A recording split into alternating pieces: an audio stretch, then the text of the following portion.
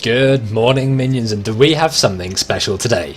This is a pro game between Team Navi and Team Arthas. Team Navi, that's short for a Latin phrase that I'm not going to embarrass myself by trying to say.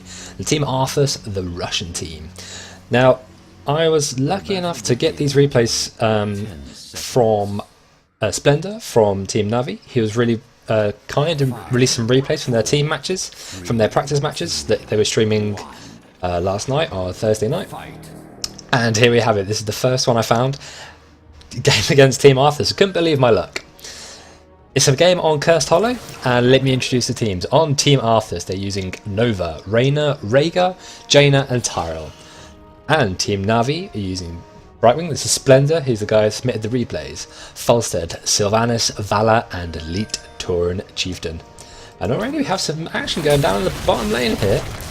It is Team Arthas trying to get Splendour down on Brightwing, and the first kill already. 32 seconds in the game, and Team Arthas take a kill lead. These early kills, they don't matter so much. They give you a tiny experience advantage, but the respawn times are so quick anyway that I think it's more a psychological advantage sometimes. Getting the first kill just makes you feel a bit better. But in Heroes of the Storm, we've seen so many games that have swung in favour from one team to the next that even getting the first 5 kills, first 10 kills sometimes makes absolutely no difference. And up in the top lane then we have Tyrell going up against Sylvanas with Jaina and Nova for Team Arthas rotating around as well, and for Navi, the professional team, one of the biggest teams in esports in Europe. Up at the top is Sylvanas and Falstead. Shit, I forgot his name, I do apologise. And just some early posturing now after that first quick kill. In the bottom lane, Rhaegar going against Valor and Brightwing, with Nova rotating down, and Jaina as well, going for another kill on Brightwing. Again, nothing major, but another kill. 2 kills up. And now half a level up in experience now, so I suppose that's where the big advantage is. But Jaina going down as well for Team Arthas. Navi getting 1 kill back. Will they get a second? Will they get Nova as well, with Falstead and Brightwing and Valor all raining down the damage? But no, Team Arthas do manage to get away now, and the experience is now evening up. But another team fight here, and down goes Raynor for Team Arthas. And there we have it. Now we have evened up the kills already, and evened up the experience completely. So like I said, that first kill hasn't meant much at all in this game especially. Ooh, and Sylvanas and Tyrell going at it. Ooh, they both had to back up, their health was a bit too low. And here we have the first tribute spawning. That's really important. Get 3 tributes on this map and you curse the enemy team. Their minions will have 1 health. Brightwing go down almost again. The minions will have no health. Ooh, Nova. Being chased down by Valor. That right click damage, that auto attack damage for Valor is just so high from the get-go of this game.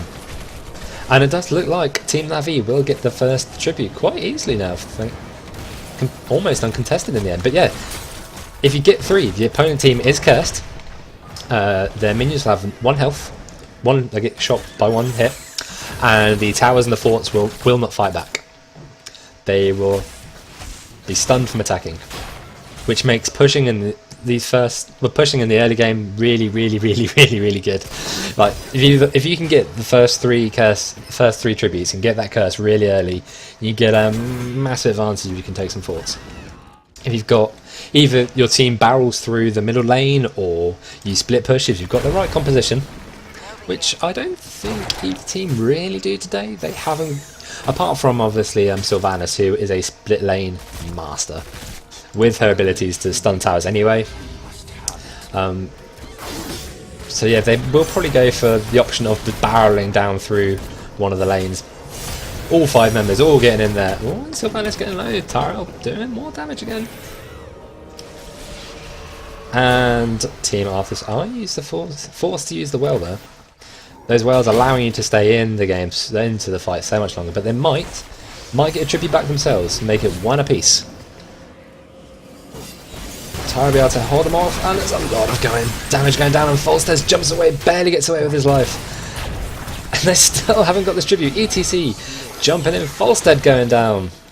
Jaina running away. ETC and Brightwing now both trying to get this. Rhaegar trying to disrupt him.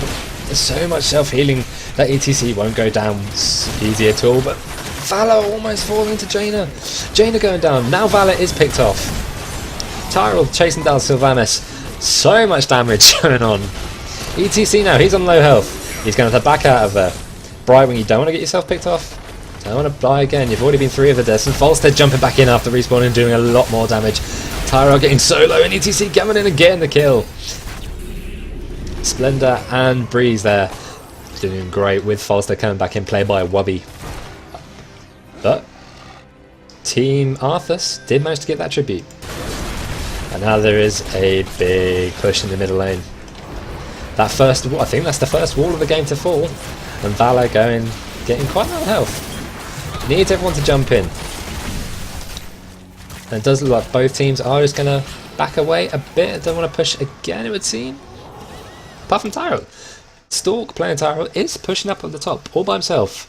It's not a character I generally associate with split lane pushing like this, especially not against, well, I suppose Brightwing with the blink heal can be anywhere at any point. But Tyrell, not one you generally associate with siege damage, but if it works for Team Arthas, then who am I to judge? And it is 5 kills to 5 kills, 6 forts to 6 forts. Almost 6 minutes into the game, honours even, 1 tribute each, and here comes the 3rd tribute. Doesn't look like Team Na'Vi are interested in going to it just yet, but no, here comes ETC. ETC might get this almost uncontested. 1 more second and it'll spawn. Yeah, doesn't look like Team Arthas are in all bothered because they are going for this boss. They're going for the first boss so that they can make their own push without the tribute and possibly even time this so that when this boss is pushing down this bottom lane, they can get tribute number 2 all completely free because Team Na'Vi will be entirely focused on taking down that boss. Which is an interesting way of doing it. Does look like they're going to try and take their own boss though, Team Na'Vi. And Falstead going down. Ooh, they didn't need that. But will Team Arthas now try and get their 2nd boss, which would be great for them. Allow them to take the tribute completely uncontested next time, and ETC almost getting the kill on Arthas, and now Valor going down as well. Ultimate being popped. Valor goes down. Ultimates everywhere being used, all the heroic abilities. Good team fight from Team Arthas there, getting a 2-kill advantage now. But Brightwing going down again. So for Team Na'Vi, this isn't going well. Whoo, that hinterland blast from Falstead. Getting the kill finally. Getting 1 kill back for Team... well, for Na'Vi. I really don't know how to pronounce that in Latin. I really don't want to embarrass myself by trying to pronounce it. All I know is they're a massive esports team, and I'm so lucky to have this replay. Quick look over these heroic abilities. For Nova, Precision Strike, interesting. Often seen triple tap taken instead. Hyperion for Raynor. An obvious choice, a lot of AoE damage. Sometimes you see those damn Banshees taken and they're the bane to my existence. Oh, I get picked off by them so often. Rhaegar down here, taking Ancestral Healing. Massive heals, really useful in those team fights. Summon Water Elemental for Jaina. The obvious pick, the pick that nearly always goes. We see her here, taking down the siege camp, not the hard camp, sorry. The bruiser camp. And Tyrell, Judgment. Fairly obvious. Emerald Wind, not blink heal taken for Brightwing. Hinterland Blast, as we saw, to such devastating effect for Falstead. Wailing Arrow, again, the choice we see most often taken for Sylvanas. Rain of Vengeance, not strafe taken for Valor. And Mosh Pit, but Falstead goes down. Mosh Pit for Elite Touring Chieftains, we can see some big AoE stunning, and hopefully when Falstead's live, some massive team damage. When they're all stunned, get in there with the Hinterland Blast and do so much damage. But will Team Arthas now try and take the first... oh no, this next fort of this game, it does look like a fort for Na'Vi was taken. And here's the tribute. This next tribute is really important at this stage of the game. If either team can get a tribute and a good team fight here, ETC dropping so quickly, they can take a massive advantage. And Hyperion used for Raynor, all that AoE damage going down everywhere. Ooh, Tyrell almost getting in there with the steal on the tribute. it's gonna be a close one. Who can get it? No, you're getting denied again by Falstead. Everyone just posturing around now. No one wants to take this fight and take it badly. There's the hinterland blast. Gets the kill on Jaina. Sylvanas going down. This has gone really well for Na'Vi.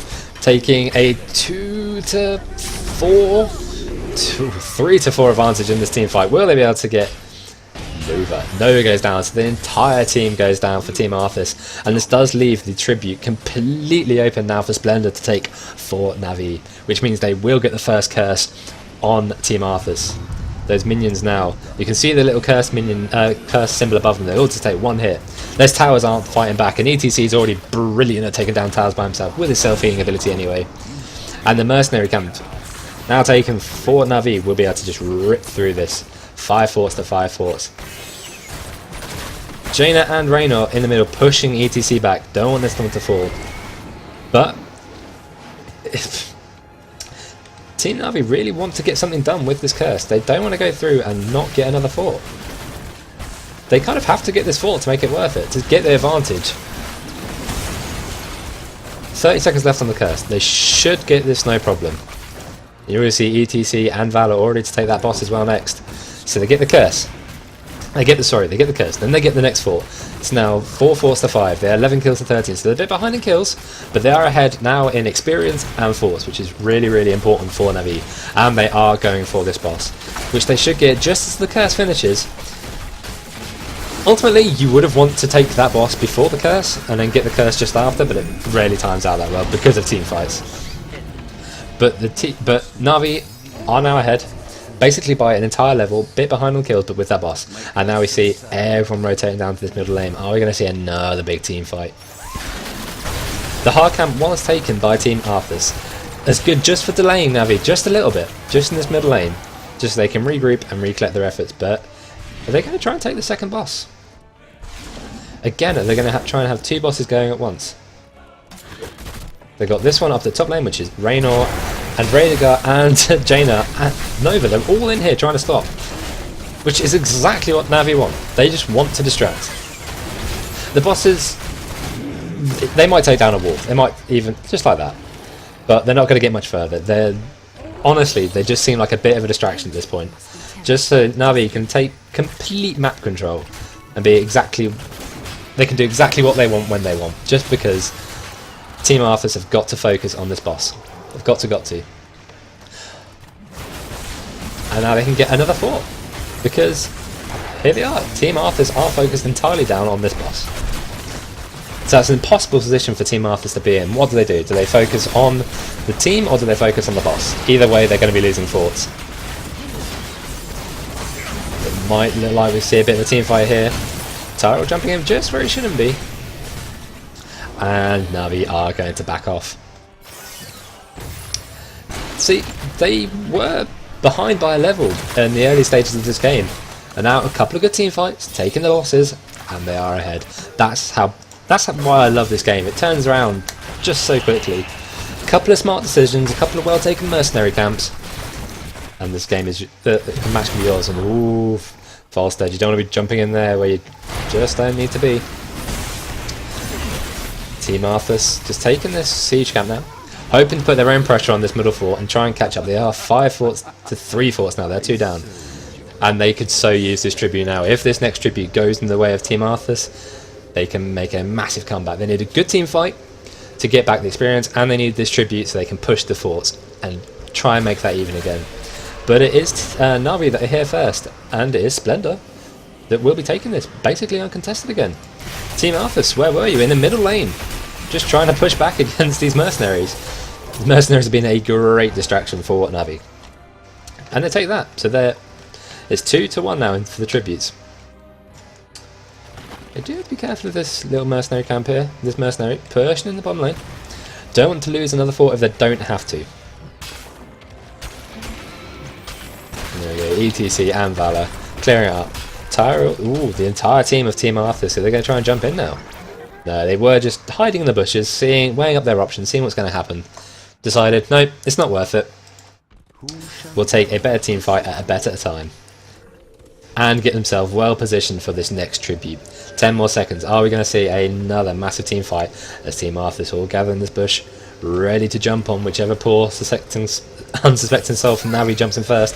But it is ETC, and he is ridiculously difficult to kill. But he's dropping so fast already. ETC goes down so quickly. Wow. Now that is some damage, and it does look like they will get this curse. Yes, they get it. So now Na'Vi is cursed, and they will have to rush back and defend these forts, because they will not be defending themselves. Or are they just going to let it? No. Team Arthas are going to try and take the fight. There's the Hinterland Blast, doing so much damage to Sylvanas. Valor going down though first. Oh, this is could be a big turnaround for Team Arthas. Taking down Brightwing. They've got 3 kills for nothing, and they've got the curse. So they should be easily able to push down at least 2 forts, you would have thought. They're going to rotate down to the bottom lane, where they've got 3 access basically to this keep. Which means, once this goes down, those siege minions start spawning, and it's so much harder to defend your cores for Team Na'Vi. Because you've always got to be paying attention to the siege units. They can take down they can just take down a core for you. And there we see the ultimates being popped, and Team Arthas are going straight for this core. Will Na'Vi be able to defend? I don't know. Nova goes down. That's a good start. Raynor's down. But they're already down to 40%, 39%. This looks like it could be a win for Team Arthas. Oh, it's going to be close. It's going to be close. They managed to defend at 26%. 20%. Wow, that was a close defense, and that is what just like right timed curse can do for you. Right timed curse, good team fight, turns it all around. They are still behind though on level. They are level 20 to level 19, but Na'Vi now barreling down this middle lane. They are going to take a fort for their troubles. Completely uncontested now for at least another 15 seconds. Will they try and push the core themselves? I don't know. They do have a lot of damage in Valor and Falstead, and they've got a lot of survivability in there with ETC and with Brightwing healing. The Hinterland Blast mainly misses. Oh no, sorry, it's going for the core. Ooh, but now most of Team Arthas is alive now. Ooh, wow, Na'Vi have done so much damage, and that is GG. So my first game cast by Na'Vi, and they win it from this replay pack submitted by Splendour. Massive thank you again from him. And a really good game, really showing the back and forth nature of Heroes of the Storm, and why I absolutely love it so.